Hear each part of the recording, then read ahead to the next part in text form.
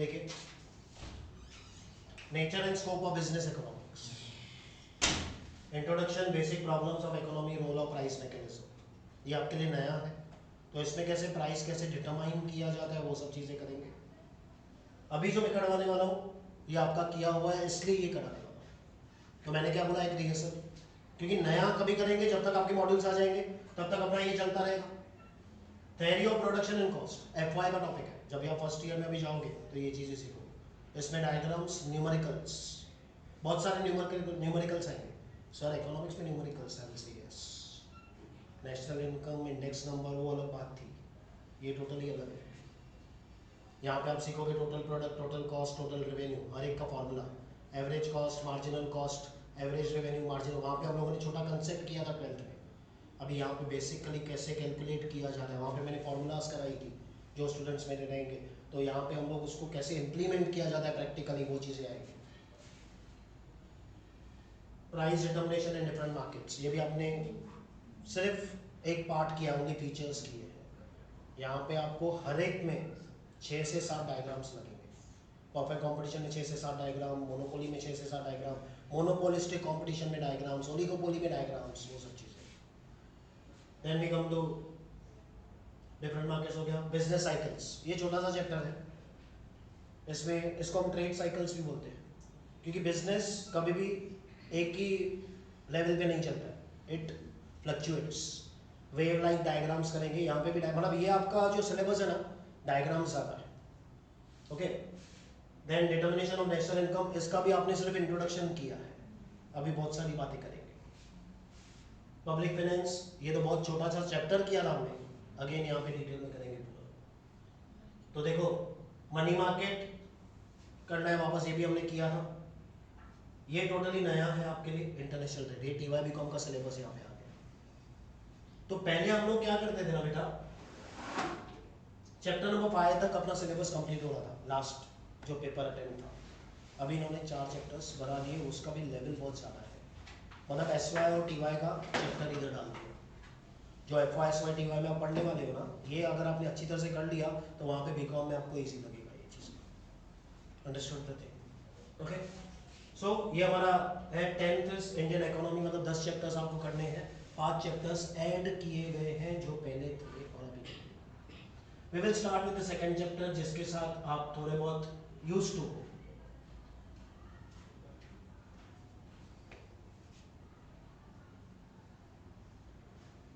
Law of demand and elasticity of demand. देखो, एक चीजें आप कर चुके हो, लेकिन क्या एक्स्ट्रा है वो पहले मैं बता दूंगा आपको। This is theory of demand and supply. पहले डिमांड की बात करते हैं।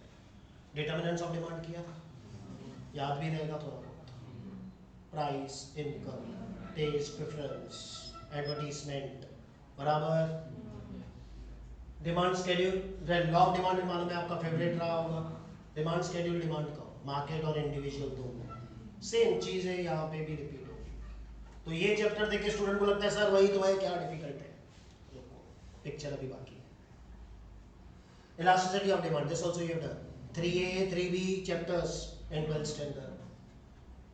वहां पे हम लोग ने ये किया था सिर्फ प्राइस। आप बोलोगे सर इनकम और क्रॉस भी हमको आता है, बेटा आता है ना। वहां पे टाइप्स ऑफ प्राइस इलास्टिसिटी किया था, पेपर में भी आया था 8 मार्क में, मैंने बोला था। अभी टाइप्स ऑफ इनकम करोगे, टाइप्स ऑफ क्रॉस करोगे, टाइप्स ऑफ एडवर्टीजमेंट करोगे, भर गया पोर्शन। तो प्राइस इलास्टिसिटी जिसने अच्छी तरह से किया रहेगा उसको बहुत अच्छी तरह से आता रहेगा। अभी वैसे ही डायग्राम्स इनकम में आएंगे, वैसे ही डायग्राम्स क्रॉस में आएंगे, वैसे ही डायग्राम्स एडवर्टीजमेंट में आएंगे। देन ये भी आपने किया है, DMU, ये नया है। इंडिफरेंस का सिमिलर टू DMU, लेकिन थोड़ा बहुत अलग है, समझा? तो इसमें हम लोग क्या एक्स्ट्रा करेंगे, ये 3 टाइप्स और इंडिफरेंस का। कम टू सप्लाई किया है, पेपर में आया था 8 मार्क में, किया है ये भी किया है। ये बेटा डिमांड में भी आएगा, इन्होंने यहाँ पे नहीं लिखा है, डिमांड में भी आएगा ये चीज। इसको हम लोग CA में बोलते हैं movement along the curve and shift in demand curve. Movement along the curve, upward downward किया था। उसके 2 types, expansion contraction, shift increase and decrease. तो वो डिमांड में भी करना है, सप्लाई में भी करना है, ये किया था हमने 12th में। इलास्टिसिटी ऑफ सप्लाई, ये नहीं किया था, अभी करेंगे। तो जो इलास्टिसिटी ऑफ डिमांड में इतना सारा किया ना, यहाँ पे देखो सप्लाई में भी ये सब करना है। फिर कितना लेंदी हो गया, अराउंड 3 से 4 चैप्टर्स एक मॉड्यूल में उन्होंने डाल दिए। तो सिर्फ ये एक मॉड्यूल कंप्लीट होगा जहाँ पे वहाँ पे आप 3 चैप्टर्स में करते थे। वास्ट मालूम पड़ा। चलो वी विल गो टू theory of demand. What is demand, beta? Desire backed by ability and willingness to pay. Easy, ये तो याद ही रहेगा। अभी यहाँ से मर्सिडीज जा रहा है, मुझे मर्सिडीज चाहिए, डिजायर है ना सिर्फ, लेकिन खरीद कैसे पाएंगे जब आपके पास पैसा रहेगा, एबिलिटी। चलो पैसा है भी, मैं बोलता हूँ यार मेरा वैगनर से भी काम चलेगा, तो मर्सिडीज की यूज करो। तो I am not willing to pay, I am having the money with me but I am not willing to pay, that means I will not demand. तो डिमांड में 3 चीजें चाहिए, कौन सी 3? Desire backed by ability and willingness to पे।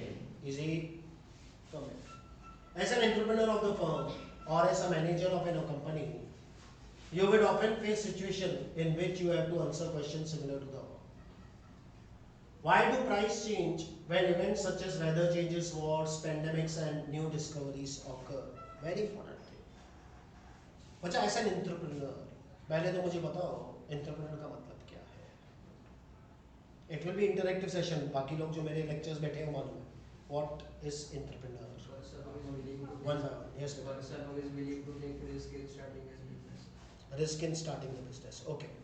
What is the difference between businessman and entrepreneur? वो एक नया बिजनेस चालू कर रहा है जो पहले मार्केट में किसी ने नहीं किया। ठीक है, little bit. And businessman? Businessman तो है किसी चीज़ का सब्स्टिट्यूट यूज करना, ऐसा कर सकता है। I am asking difference between, ये आंसर आना चाहिए था। ओसीए में एंटरप्रेन्योर के ऊपर किया रहेगा आपने। बच्चा एंटरप्रेन्योर क्या रहता है ना, ही टेक्स मोर रिस्क, रिस्क ज्यादा प्लस इनोवेटिवनेस। छोटा सा एग्जांपल बताऊंगा मैं आपको। फ्रूट सेलर एक जगह से फ्रूट लिया, दूसरी जगह सेल किया, बिजनेस किया नहीं किया? किया ना, प्रॉफिट भी अर्न किया, रिस्क कम लिया, इनोवेटिवनेस किया क्या कुछ?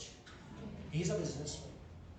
अभी फ्रूट सेलर का चाइल्ड, डॉटर और सन, वो थोड़ा एंटरप्रेन्योर के बारे में सीख के आया, समझा? ग्रेजुएशन हो गया उसका, उसने बोला पापा कितने सालों तक हम फ्रूट बेचेंगे? उसके पिताजी ने बोला बेटा मैं तो फ्रूट्स बेचूंगा, ये कुछ भी होने दो, मेरा एंसेस्टर्स का बिजनेस है ये। तो उसने बोला ठीक है पापा, इसको ही मैं आगे बढ़ाऊंगा, I want some money around 2 lakh rupees to invest. तो उसने क्या किया, जहाँ पे उनका फ्रूट का शॉप था वहाँ पे उन्होंने थोड़ा जगह खाली किया और वहाँ पे उन्होंने टेबल्स चेयर्स रख दिए और 2-3 मिक्सर, ग्राइंडर, जूसर, ये सब चीजें लाए। तो उसने फ्रूट्स के साथ क्या किया, जूस का भी बिजनेस स्टार्ट कर दिया। लिटिल बिट इनोवेटिवनेस, रिस्क थोड़ा ज्यादा क्योंकि इन्वेस्टमेंट थोड़ा ज्यादा करना पड़ा। उसका पिताजी 5 रुपए में फ्रूट लाता था, 10 रुपए में बेचता था, 5 रुपए कमाता था। इसने क्या किया, वो 5 रुपए फ्रूट का जूस निकाल के 50 रुपए में बेचा। इसको बोलते हैं एंटरप्रेन्योर। रिस्क ज्यादा लिया, प्रॉफिट ज्यादा, innovativeness. Difference between businessman and entrepreneur. आई बात समझ में? तो एंटरप्रेन्योर क्या बोलता है कि अगर कोई भी बिजनेस में स्टार्ट करो, प्राइस फ्लक्चुएशन तो होने वाला है। क्यों होता है price fluctuation? Due to weather changes, due to pandemics, अभी अभी कोविड में हमने देखा, ड्यू टू वॉर्स, हमारे इंडिया में तो भी नहीं हुआ है ताजा ताजा, तो अपने को उसका एक्सपीरियंस नहीं है, लेकिन यूक्रेन रशिया में जाओ, हम नहीं जाएंगे वो बात अलग है। इजराइल हमास में जाओ, जहाँ पे अभी रिसेंटली वॉर आपने नाम सुने, इसलिए मैं वो एग्जांपल ले रहा हूँ। तो at that time the price increases of the subjects. Why is it the same producers are able to charge higher price than others? The answer to these are thousands other questions will be found in theory of demand and supply. तो price में change क्यों होता है आपका कैसे मालूम पड़ेगा? Demand and supply. इतना समझा first paragraph? The market system is governed by market mechanism. What is market mechanism? Demand and supply, market demand and supply. बचपन में आपने एक डायग्राम किया, demand slope downwards, supply slopes upwards. जहां पे intersect होता है उससे प्राइस डिटरमाइन होता है मार्केट मैकेनिज्म। प्राइस कैसे डिटरमाइन होता है? By the market. जहां पे डिमांड और सप्लाई दोनों इंटरसेक्ट करता है, वो जो इक्विलिब्रियम आता है, that is known as price mechanism और मार्केट मैकेनिज्म। गर्ल्स का एग्जांपल ले लेता हूं, आपने क्या नाम बताया था? कशिश। मार्केट में गए, इनको टी शर्ट लेना था, शर्ट लेना था, ड्रेस लेना था, ABC। बॉयज, मैं आपके कैटेगरी में आता हूँ, डोंट वरी। गर्ल्स जाते हैं ना, सामने वाले ने ड्रेस का प्राइस बोला 1000 रुपया। हम बॉयज क्या करेंगे? अगर शर्ट या पैंट लेना है या जीन लेना है, 1000 बोला, अंकल 800 में दो, खत्म करो बात, 800 में लेके चले आते हैं। गर्ल्स क्या करती है मालूम है? 1000 का सीधा 200 रुपया, सामने वाला बेहोश आ गया, लेकिन वो क्या 200 में दे देगा? वो बोलेगा मैडम 950 में ले लो, ये बोलेंगे ठीक है 210 देंगे हम। वो बोलेगा 900 में ले लो, ये बोलेंगे ठीक है 220 ले लेना। ऐसा करके बहुत किटकिट होता है और एट द एंड 500 में फाइनल होता है price. Demand started from 200, supply started from 1000। At the end price कितना फिक्स हुआ? इक्विलिब्रियम हुआ ना, दोनों माने तभी ना। फिर ये कशिश कैसे है ना अपने फ्रेंड को बताएगी, या नहीं? खुशबू को देख के 500 में लाई, वो भी खुश, अरे मैं तो 1000 रुपये देखी थी। फिर वही वो दुकानदार के पास जाएंगे, दुकानदार बोलेगा अरे वापस आ गई। लेकिन प्राइस फिक्स हो गया ना बेटा, अंकल जो मैंने दिया था ना सेम दिखाओ, 500 रुपया हाथ में दे। आई बात समझ में? तो price equilibrium bye market mechanism, demand and supply.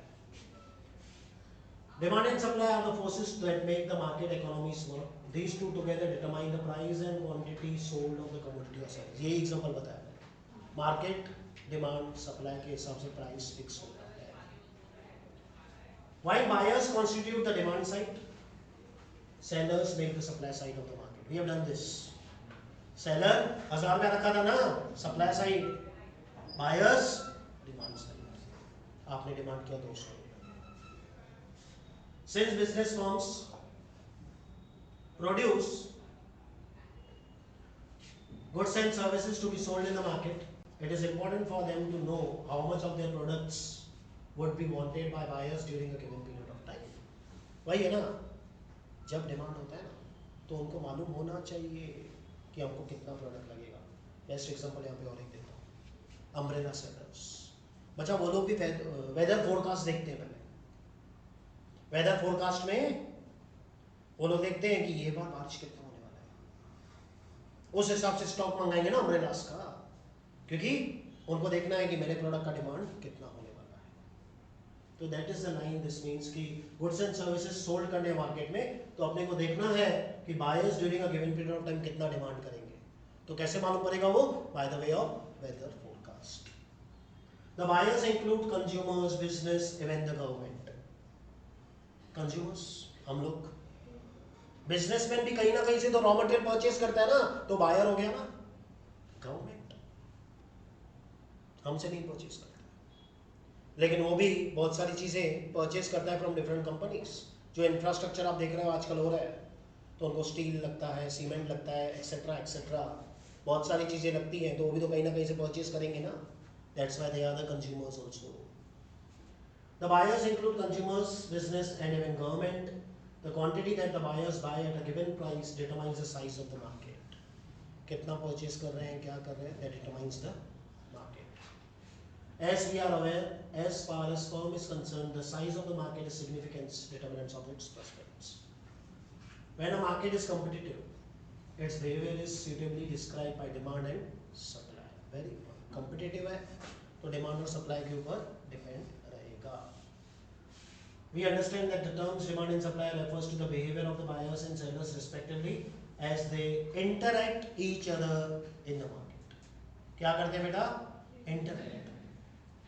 Price ऐसे ही फिक्स नहीं होगा ना without interaction of demand and supply. तो एक ही बात बार बार लिखी हुई है। A thorough understanding. What is thorough? Detailed understanding of demand and supply theory is therefore essential for any business firm. We shall study the theory of, ये देखेंगे हम लोग आगे. Understood this thing? पक्का. देखो, meaning of demand अभी अभी आपने मुझे बताया. Demand means desire backed by ability and willingness. Same thing is written here. Term demand refers to the quantity of goods or services that buyers are willing to able to purchase at various prices during a period of time.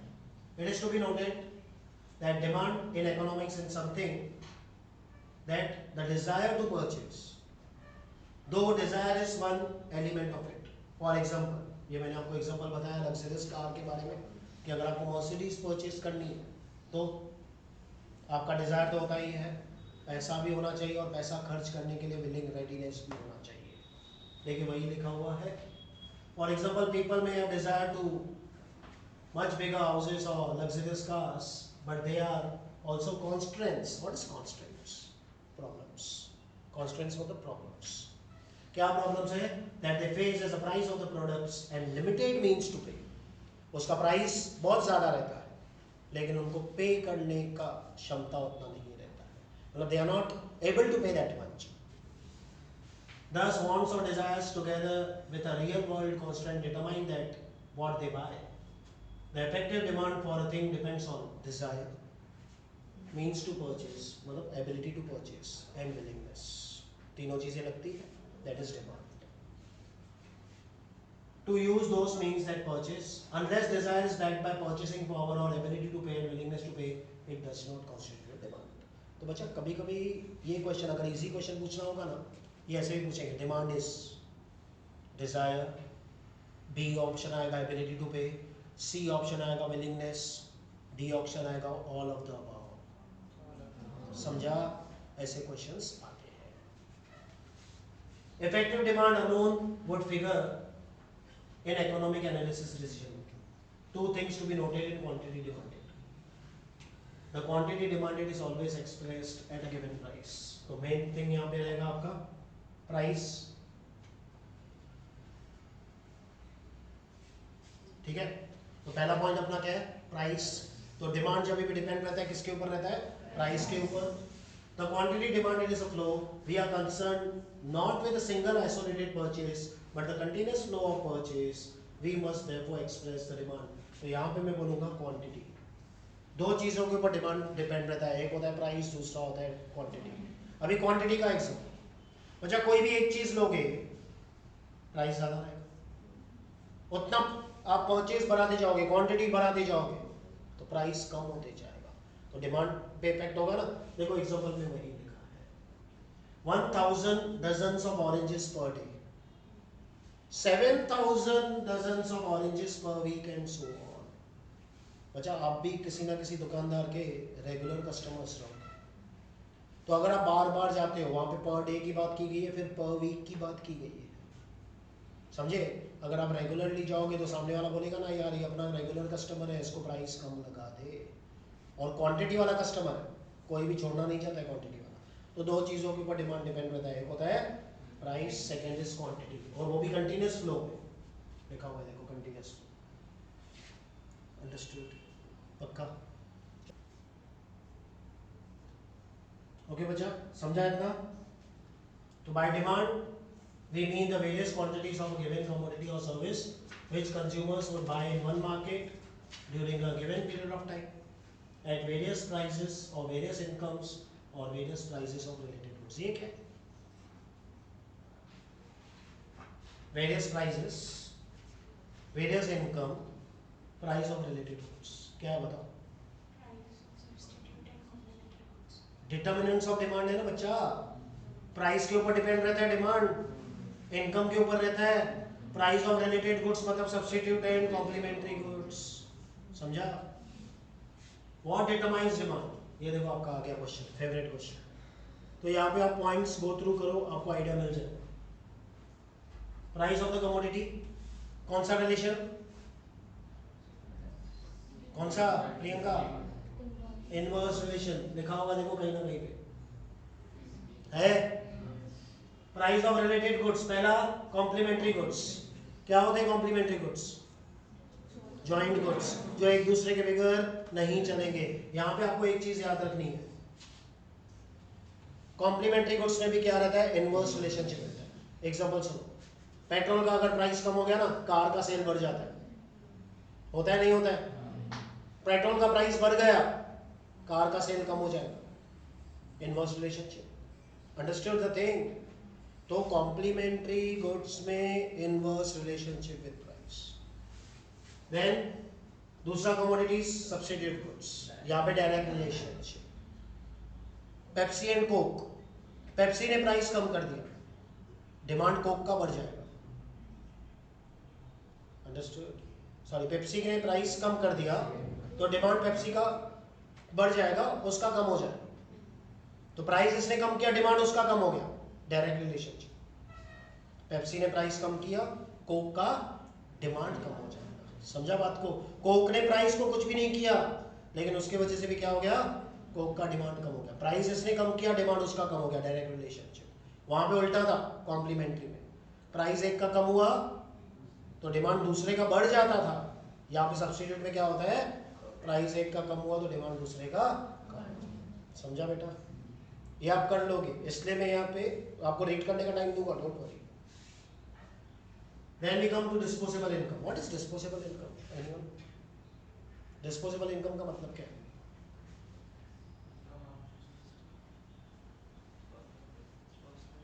बोलो बोलो fast. What do you mean by disposable income? कोई भी नहीं? Personally उसके लिए वही income बचता है, सब टैक्स वो सब बढ़ते हैं। Very good. Disposable income is an income which is spendable income. Spendable मतलब जितना आप खर्च कर पाते हो। अभी आप सीए बन गए, ओके? मैं तो चाहता हूं सब लोग सीए बन जाओ। सीए बन गए, 1 लाख रुपया पगार आपका फाइनल होगा पर मंथ का, मतलब 12 लाख का पैकेज मिला आपको। तो आप इनकम 1 लाख बताओगे सबको, नो प्रॉब्लम। लेकिन इन हैंड अपने को बेटा टीडीएस कट के मिलेगा, प्रोफेशनल टैक्स कट के मिलेगा। इन हैंड समझो आपके पास आया 80,000, तो खर्चा कितना कर पाओगे? 1 लाख की 80,000। That is my disposable income which is left after deduction of taxes and all, that is known as your disposable income. That is also known as spendable income, कितना आप स्पेंड कर रहे हो।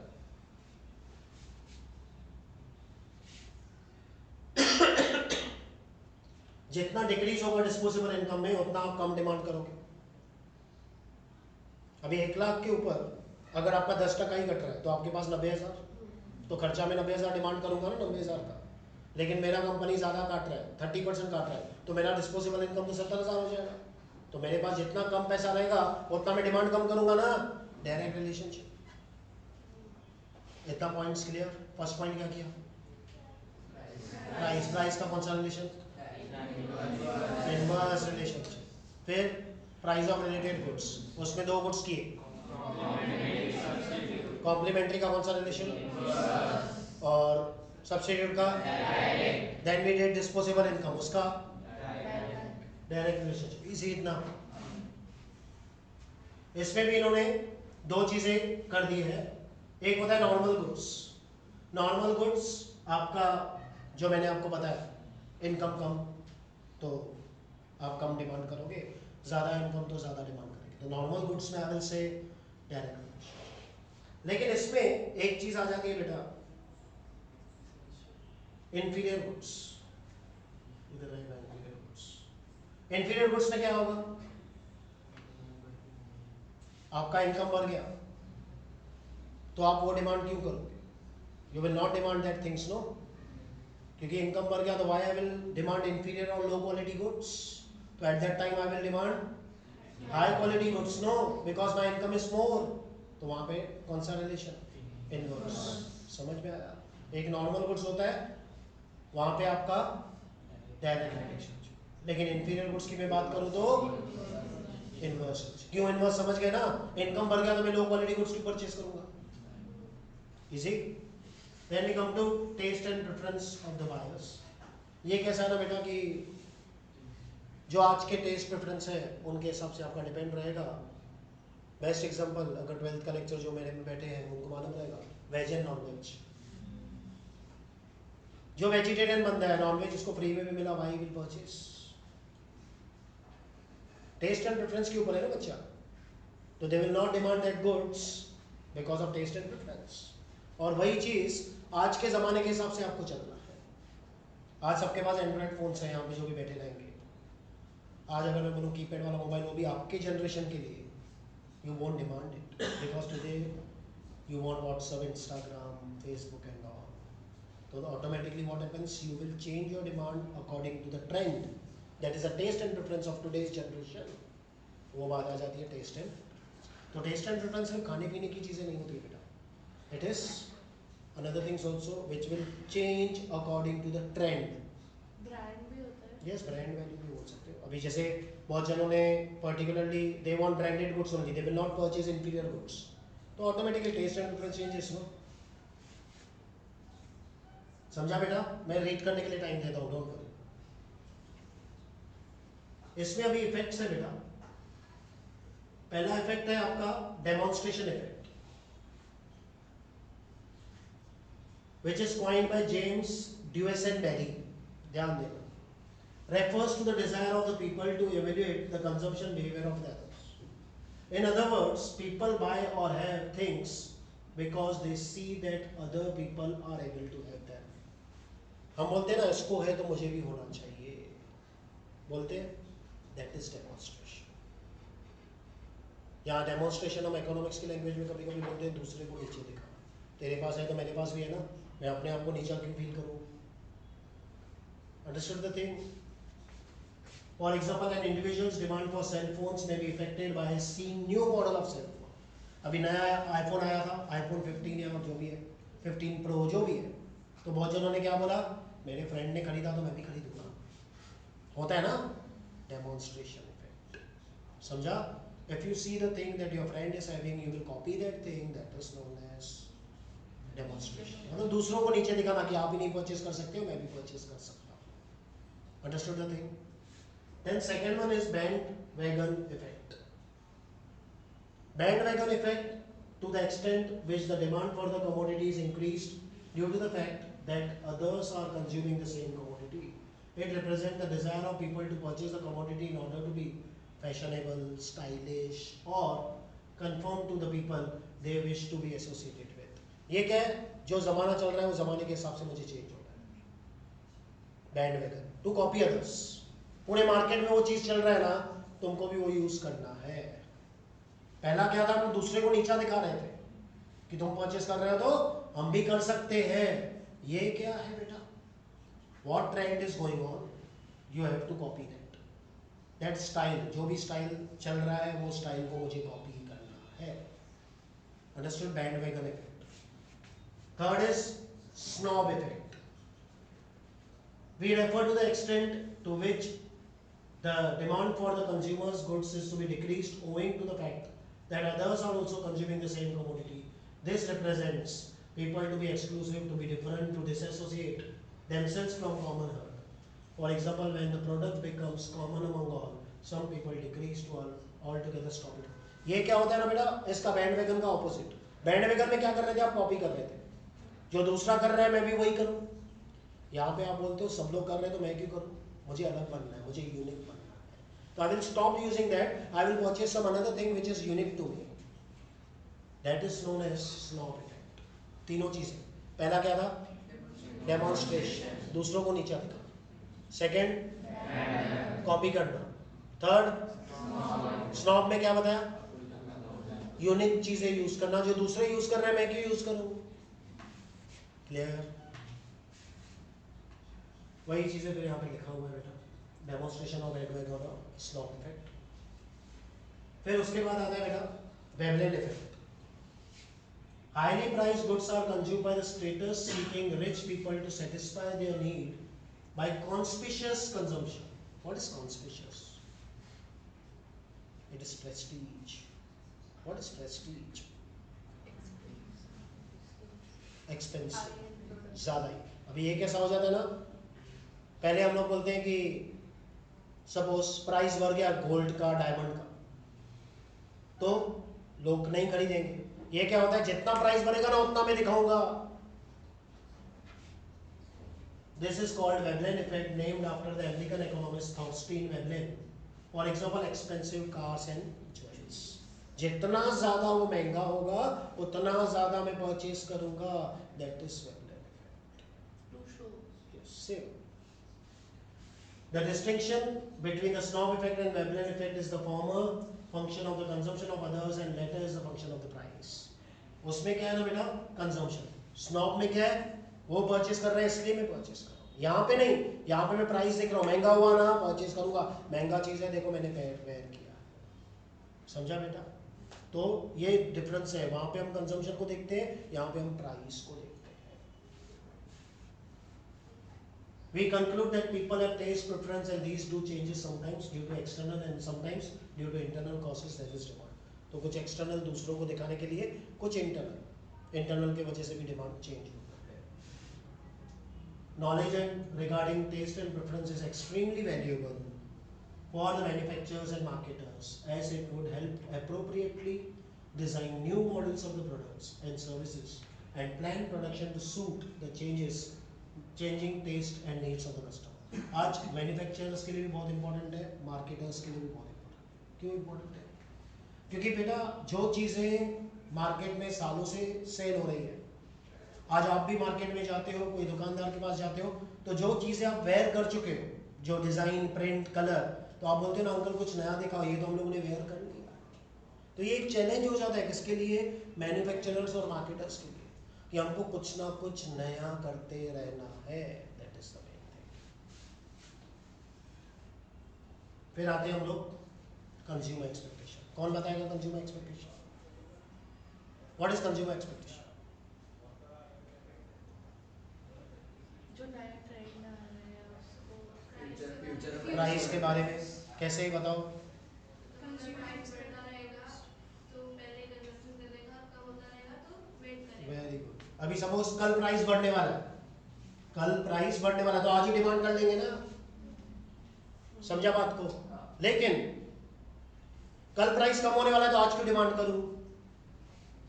तो I will wait for some time. कल जब price कम होगा तभी हम परचेज करेंगे. Easy. Other factors. First is क्या होता है, पॉपुलेशन जितना ज्यादा डिमांड उतना ज्यादा. सेकेंड, बच्चा आपके इधर एज डिस्ट्रीब्यूशन कैसा है, आपके एरिया में एज डिस्ट्रीब्यूशन कैसा है? अगर किड्स ज्यादा है तो टॉयज का डिमांड ज्यादा, ओल्ड एज पर्सन ज्यादा है तो वॉकिंग स्टिक्स, स्पेक्स का डिमांड ज्यादा, यंगस्टर ज्यादा है तो मोबाइल्स, क्लोथिंग, उनका डिमांड ज्यादा. आई बात समझ में? That is age distribution. Level of national income and its distribution. ये बताओ, अभी हमारे देश में नेशनल इनकम ज्यादा तो डिमांड ज्यादा, नेशनल इनकम कम तो दूसरा बात बोल रहा है यहाँ पे डिस्ट्रीब्यूशन. इक्वल डिस्ट्रीब्यूशन रहेगा. richest not becoming richer, poorest not becoming poorer, demand ज्यादा. अनइक्वल डिस्ट्रीब्यूशन रहेगा तो डिमांड कम, क्योंकि क्या होगा ना फिर, richest becoming richer, poorest becoming poorer, तो रिच लोग ही डिमांड करेंगे ना, पुअर कहां से डिमांड करेंगे? तो डिस्ट्रीब्यूशन के ऊपर भी इफेक्ट आएगा. ये बताओ, consumer credit facility and interest rates. Credit facility ज्यादा मिला दो, ज्यादा डिमांड. ईएमआई की वजह से आज डिमांड ज्यादा हो रहा है ना. और इंटरेस्ट रेट जितना कम रहेगा उतना demand. Easy. Government policies and regulations. Policies जितना फेवरेबल उतना डिमांड ज्यादा, जितना अनफेवरेबल उतना डिमांड कम. सिंपल है. इजी. बच्चा रिलेशनशिप लिखते जाना सब में. पहला क्या था, प्राइस ऑफ कमोडिटी, तो क्या रिलेशनशिप रहेगा, इनवर्स. फिर प्राइस ऑफ रिलेटेड गुड्स, इसको दो पार्ट्स में डिवाइड करो. पहला क्या, कॉम्प्लीमेंट्री गुड्स, उसमें कौन सा रिलेशनशिप बताया, इनवर्स रिलेशनशिप. सब्स्टिट्यूट्स में डायरेक्ट, देखो लिखा हुआ है डायरेक्ट और positive relationship. These are the things you have to keep in mind. बच्चा यहाँ पे सब्स्टिट्यूट का दूसरा नाम कंपीटिंग गुड्स भी लिखा है, ध्यान देना, वहां पे अटक नहीं जाना कभी. अंडरस्टूड? देन डिस्पोजेबल इनकम, यहाँ पे भी दो पार्ट्स में डिवाइड करो. पहला नॉर्मल गुड्स, नॉर्मल गुड्स में कौन सा relation? Direct, very good. Inferior goods, समझ में आ रहा है? कंसेप्ट क्लियर होते जाओ। यहाँ पे आपको पूरा आंसर बना के नहीं लिखना है, एमसीक्यूज आएगा बच्चा, समझा ना? तो ये चीजें आपको ध्यान में रखनी है जो मैं बता रहा हूं अभी आपको। टेस्ट एंड प्रेफरेंस, यहाँ पे इफेक्ट्स लिखो बेटा, इफेक्ट्स। पहला क्या था? Demonstration effect. डेमोन्स्ट्रेशन इफेक्ट किसने दिया था वो भी लिखो, James Duesenberry, James Duesenberry. तो इसमें क्या था, मैंने आपको बताया कि दूसरों को नीचा दिखाना, कि अगर उसके फ्रेंड को है, नेबर को है, तो ये बोलेगा मैं भी परचेज कर सकता हूँ वो चीज। देखो एग्जांपल वही लिखा हुआ है, an individual demand for cell phone may be affected by seeing a new model of cell phone in the neighbours or friend house, either because he likes what he sees or because he figures out that his neighbour or friend can have it, he too can. मतलब उसके neighbour को है, friend को है, तो मुझे क्यों नहीं? Demonstration easy. किसने दिया था? और ये था नीचा लिखा। Then we will go with second point, bandwagon effect. यहाँ पे क्या बताया मैंने? कॉपी, कि दूसरा अगर कर रहा है तो मैं भी करूँ। Third is snob effect. Snob में क्या था? यूनिक, कुछ अलग, मुझे सेम कॉमन नहीं दोहराना है, जो सबके पास है वो मेरे पास क्यों हो? I will take something unique. Fourth क्या था? वेबलेन। किसने दिया था? देखो लिखो उधर, अमेरिकन इकोनॉमिस्ट थॉर्स्टीन वेबलेन। यहाँ पे किसके ऊपर डिपेंड रहता है बेटा? प्राइस के ऊपर, कि सामने वाले ने कम प्राइस वाला खरीदा है तो मैं दिखाऊंगा मैं तुमसे ज्यादा प्राइस में खरीद कर सकता हूँ, दैट इज वेबलेन इफेक्ट। देखो लिखा हुआ है यहाँ पे, कंजम्पशन ऑफ अदर्स होता है, लेकिन यहाँ पे फंक्शन ऑफ प्राइस को हम देखते हैं। स्नॉब में हम अदर्स क्या कंज्यूम कर रहे हैं वो कॉपी करते हैं, यहाँ पे हम देखते हैं उससे महंगी चीजें हम ले सकते हैं कि नहीं। कंज्यूमर एक्सपेक्टेशन, ये आप अपने लैंग्वेज में लिख सकते हैं। मैंने आपको प्राइस के बारे में बताया, प्राइस बढ़ने वाला है तो आज ही खरीद कर लेंगे, प्राइस कम होने वाला है तो we will wait, we will purchase afterwards. Other factors में first point, size of population. Population ज्यादा तो डिमांड ज्यादा, डायरेक्ट रिलेशनशिप आगे से। सेकेंड पॉइंट क्या है बेटा? एज डिस्ट्रीब्यूशन ऑफ किसका? पॉपुलेशन। तो यहाँ पे I will say according to the age, products जो भी बिकेंगे अकॉर्डिंग टू द एज बिकेंगे ना। लेवल ऑफ नेशनल इनकम और डिस्ट्रीब्यूशन में क्या बताया? नेशनल इनकम ज्यादा तो डिमांड ज्यादा, लेकिन डिस्ट्रीब्यूशन में इक्वल डिस्ट्रीब्यूशन रहेगा तो डिमांड ज्यादा रहेगा, अनइक्वल डिस्ट्रीब्यूशन रहेगा तो डिमांड कम रहेगा। Come to this point, consumer credit facility and interest rates. बच्चा कंज्यूमर क्रेडिट ज्यादा रहेगा तो डिमांड ज्यादा, और इंटरेस्ट रेट कम रहेगा तो डिमांड ज्यादा। Come to this point, government policies and regulations. Regulation favourable रहेगा तो डिमांड ज्यादा, अनफेवरेबल रहेगा। अभी यहाँ पे एग्जांपल बताता हूँ, फेवरेबल मतलब टैक्स कम, टैक्स कम रहेगा तो लोग ज्यादा डिमांड करेंगे क्योंकि प्राइस कम रहेगा, लेकिन ये अगर टैक्सेस ज्यादा लगेंगे तो प्राइस बढ़ जाएगा तो डिमांड कम। डन बच्चा? फर्स्ट पॉइंट क्या किया? कौन सा रिलेशन? सेकेंड उसमें